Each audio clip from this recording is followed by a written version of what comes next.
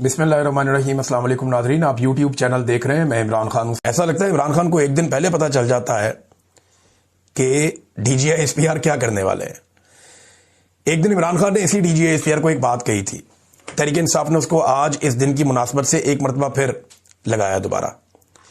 इमरान खान ने कहा था कि देखें ISPR साहब, मेरी बात जरा गौर से सुने, बल्कि आप इमरान खान के मुंह से सुने इमरान खान साहब ने क्या कहा था उस वक्त।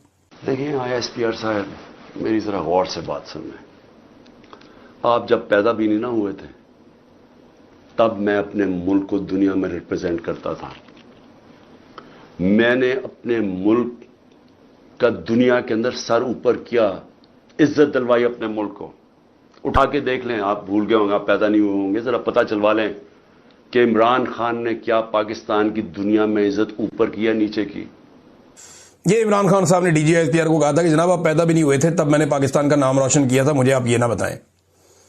और एक चीज मैं आपको और बताता हूं, यहां पे एक ब्रीफिंग दी थी 5 जुलाई 2022 को आर्मी चीफ जनरल बाजवा ने, DG-ISI जनरल नदीम अंजुम ने और core commander Peshawar general Faiz Hamid ने पार्लियामेंटेरियंस को यह बताया था कि तालिबान से हमारे मुज़ाकरात जारी है। और उस वक्त इमरान खान की हुकूमत खत्म हो गई थी। ये उमर अयूब साहब ने दोबारा सारा वाकया बताया। और क्योंकि PTI इस्तीफे देकर चली गई थी, मुराद सईद ने आज बहुत बड़े बड़े पोल खोल दी और हर चीज निकाल के सामने फेंक दी। अब मुराद सईद को जवाब कोई दे नहीं सकता। वजह यह है कि यह सब उसके साथ हुआ है और वो इस चीज का गवाह है। ये क्यों ढूंढते हैं मुराद सईद को, यही तो वजह है। उन्होंने कहा जी आज मिलाकर DGI-SPR ने एक बाले जुर्म कर लिया, पख्तूनख्वा में जानबूझकर दहशतगर्दों को जगह दी गई है और सख्त से सख्त सजा देनी चाहिए इस एतराफी जुर्म के बाद। उन्होंने कहा कि अक्टूबर 2021 में फौज ने बहुत कोशिश की कि मुज़ाकरात के नाम के ऊपर आबादकारी की जाए, इनको लाया जाए यहां पे और नई जंग शुरू करवाई जाए और सारा मलबा इमरान खान पे डाला जाए। लेकिन हमने दलाइल के साथ बात की और चैलेंज कर दिया इस मामले को और इस मंसूबे को मुस्तरद कर दिया। ये मुराद सईद बता रहे हैं, यही बात इमरान खान कह रहे हैं और यही सारे हकायक, अखबारात, हर चीज ये बता रही है। फिर उन्होंने कहा रिजीम चेंज के अगले महीने PDM को इस मंसूबे पे ब्रीफिंग दी गई। हमारा तो रिजीम तब्दील हो गया अप्रैल में 2022 में। फिर मुराद सईद कहते हैं कि वहां पे आपने वेंटिलेटर, हुकूमत ने कोई गुंजाइश ही नहीं दी, उन्होंने कोई मज़ामत नहीं की। तो वजीर दाखिला ने बाहर आकर इस मंसूबे के हक में ट्वीट भी कर दिए और बयानात भी दे दिए और अफगानिस्तान एक वफद भी भेज दिया गया। और हमने ये पूछा कि 80,000 लोग शहीद हो गए हैं, ये आप क्या कर रहे हैं। उन्होंने कहा जी मुझे ही धमकाया गया, मैं आवाज उठाता रहा। DG साहब, आपका ही इदारा मुझे फोन करके कहता है स्टे आउट ऑफ इट, इससे बाहर रहो इस मामले से। मैंने जवाब दिया 80,000 शोहदा के बाद अपना अमन तबाह नहीं होने दूंगा। जिस तरह इंसानी जानों पर आप बयानियां बना रहे थे, बिल्कुल इसी तरह आपके इदारे ने प्रेस रिलीज उस वक्त जारी की जब मैंने कहा कि दहशतगर्द आ रहे हैं। मुराद सईद बता रहा है कि जब मुराद सईद ने कहा कि दहशतगर्द आ रहे हैं पाकिस्तान में, उस वक्त फौज ने प्रेस रिलीज जारी की और यह कहा कि दहशतगर्दी की वापसी की खबर झूठी है। वजीर दाखिला ने भी इसको प्रोपेगेंडा करार दिया जब मुराद सईद ने यह मामला उठाया। फिर मुराद सईद ने बताया कि उन्होंने अवामी तहरीक चलाई उस वक्त, तो आप ही के इदारे ने फोन करके कहा कि 48 घंटे में दे दें, हम ये बंदे वापस भेज देते हैं। और हैरान कुन तौर पे ये बंदे सवाल से 48 घंटों में निकल गए। अच्छा, इस वक्त मेरी मुराद सईद से बात भी हुई थी। जब मुराद सईद ने मुझे बताया था कि मुझे 48 घंटे का टाइम मेरे से मांगा गया है और भाई लोगों ने मांगा है। भाई लोग बोलते हैं इनको, ISI वालों को और फौजियों को। इन्होंने मेरे से 48 घंटे का टाइम मांगा है और ये कह रहे हैं कि स्वात से ये तालिबान निकल जाएंगे, TTP वापस चली जाएगी। तो बाद में मैंने मुराद सईद से पूछा तो उन्होंने मुझे बताया था कि वाकई वो वहां से चले गए, लेकिन वो दीर के पहाड़ों पे जाके कहीं रुक गए। यहां पे भी मुराद सईद ने यही कहा। उन्होंने कहा जनाब बाद में दीर की पहाड़ों तक पहुंचे, मैंने फिर एहतजाज की कॉल दी तो फिर ISPR और ISI का मुझे फोन आया कि स्वात से तो निकल गए हैं, अब तुम मुल्क के ठेकेदार ना बनो। तो फिर मैं अमन का ठेकेदार बन गया और आखिरी बंदा निकलने तक सड़कों पे रहा। मुझे मुराद सईद ने बताया था कि पुलिस नीचे जाती थी, पहाड़ों के ऊपर तालिबान जाते थे और उनको ऑर्डर आया हुआ था। उन्होंने एस्टेब्लिशमेंट के कहने के ऊपर वापस अफगानिस्तान में वो दाखिल हो गए। तो एस्टेब्लिशमेंट उनको पाकिस्तान में लेकर आ रही थी। मैंने उस दौर में इस पर वीलॉग भी किया था, मैं गवाह हूं इस बात का। मुराद सईद बिल्कुल ठीक कह रहा है। अब मुराद सईद का कहना है, उन्होंने बताया किस तरीके से फिर तालिबान लाए गए, हमने मुजाहरे किए, हमने बहुत कुछ किया, फिर मेरे ऊपर आप लोगों ने सारा मलबा डाल दिया और मुझे कहा जनाब कि इसको पकड़ लो, इसको गिरफ्तार कर लो। 9 मई से पहले ही मुझे जो है वो बहुत ज्यादा रोला डाल दिया गया था मेरे बारे में। फिर उन्होंने कहा फिर तुम जनाजों पर जज्बाती बयानात बनाओ, झूठ बोलो, मगरमच्छ के आंसू बहाओ, मगर ये मेरी कौम तुम्हारी हवस की भेंट चढ़ते चढ़ते थक चुकी है। ये मेरे लोग तुम्हारी ताकत को दबाम देने के लिए बहुत बलि चढ़ चुके हैं।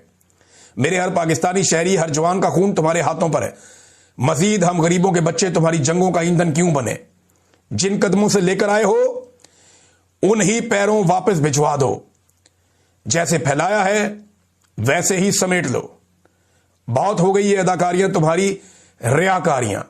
ये मुराद सईद का स्टेटमेंट है।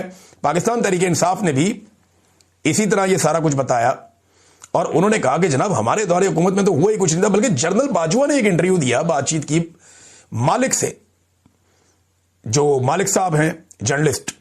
तो जनरल बाजवा ने कहा कि मेरी रिटायरमेंट तक भी तालिबान जी है उनकी वापसी नहीं हुई थी। हालांकि बाजवा ने झूठ बोला, तालिबान अगस्त सितंबर में वापस आ रहे थे पाकिस्तान में।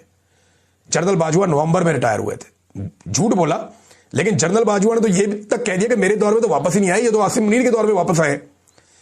यह बात जनरल बाजवा ने कही मालिक साहब से। जावेद हाशमी साहब ने भी इस पर रद्दमल दिया, उनके ऊपर मुकदमा भी दर्ज हो गया। सायरा बानो साहिबा ने बड़ा जबरदस्त सवाल उठाया। डीजीआईएसपीआर ने कहा जी कि सिंध में और पंजाब में दहशतगर्दी क्यों नहीं है? बहुत दहशतगर्दी हुई इन दोनों जगह पे भी माजी में, पॉलिसीज के नतीजे में। लेकिन उन्होंने सवाल बड़ा अच्छा उठाया। उन्होंने कहा जनरल अयूब ने अमेरिका को जो पहला अड्डा दिया वो पंजाब में था या सिंध में? जनरल ज़ियाउल हक ने अमेरिका के लिए मुजाहिदीन का जो बेस कैंप बनाया, पंजाब को बनाया या सिंध को बनाया? जनरल मुशर्रफ के ताउन से अमेरिका ने ड्रोन हमले पंजाब में किए या सिंध में किए? जब ये सारा गंद आपने डाला खैबर पख्तूनख्वा में, तो दहशतगर्दी वहीं आएगी ना। वैसे बलूचिस्तान का जिक्र क्यों नहीं करते डीजीआईएसपीआर?